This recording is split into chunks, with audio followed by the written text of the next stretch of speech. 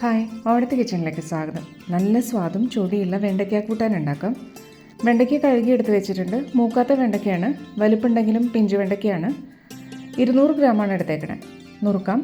സാമ്പാറിന് നുറുക്കണേക്കാളും വലിപ്പം വേണം. ഈ വലിപ്പത്തിൽ നുറുക്കിയിട്ടുണ്ട്. ഇനി വഴറ്റാൻ വെളിച്ചെണ്ണ 3 ടേബിൾ സ്പൂൺ. ഇഞ്ചി നുറുക്കിയത് 1 ടേബിൾ സ്പൂൺ ഉണ്ട്. ചെറുതായിട്ട് നുറുക്കിയതാണ്. പച്ചമണം മാറി 6 വെളുത്തുള്ളി നുറുക്കിയത്.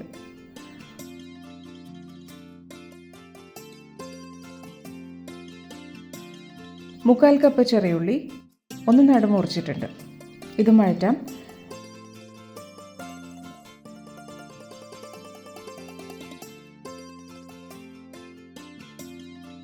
രണ്ട് തക്കാളി പൊടിയായിട്ട് അരിഞ്ഞതാണ്.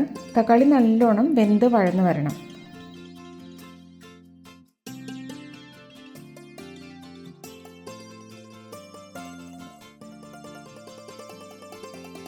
കുഴഞ്ഞിട്ടുണ്ട്. ഇപ്പോൾ എല്ലാം യോജിച്ചു. ഇനി പകുതി എടുത്തിട്ട് അരച്ചെടുക്കാം.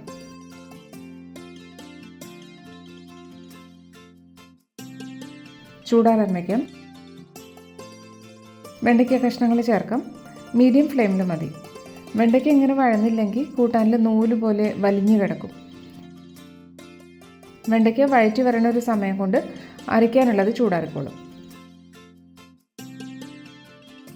ഇനി 1/4 ടീസ്പൂൺ മഞ്ഞൾപ്പൊടി, 1 ടീസ്പൂൺ മുളക് പൊടി, 1/4 ടീസ്പൂൺ ഉലുവപ്പൊടി, കായം അലിയിച്ചതാണ്. ഒരു ചെറിയ കഷ്ണം കായം ചൂടുവെള്ളത്തിൽ അലിയിച്ചതാണ്. പാകത്തിന് ഉപ്പ്. കുറച്ച് വെള്ളം ചേർക്കാം. 1/4 കപ്പ് വെള്ളം മതി.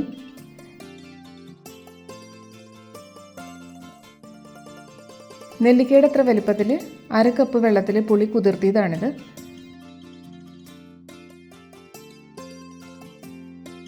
തിളച്ചു. അരച്ചതൊഴിക്കാം.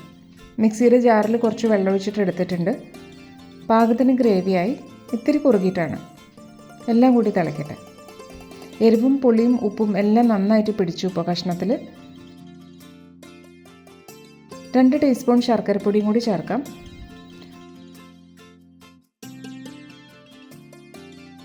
കൂടുതൽ ലൂസ് ഗ്രേവി വേണമെങ്കിൽ കുറച്ച് തിളച്ച വെള്ളം ഈ സമയത്ത് ഒഴിക്കാം.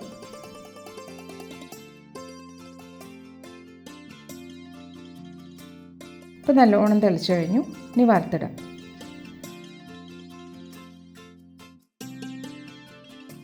വെളിച്ചെണ്ണയിലേക്ക് കടുക് 1/2 ടീസ്പൂൺ.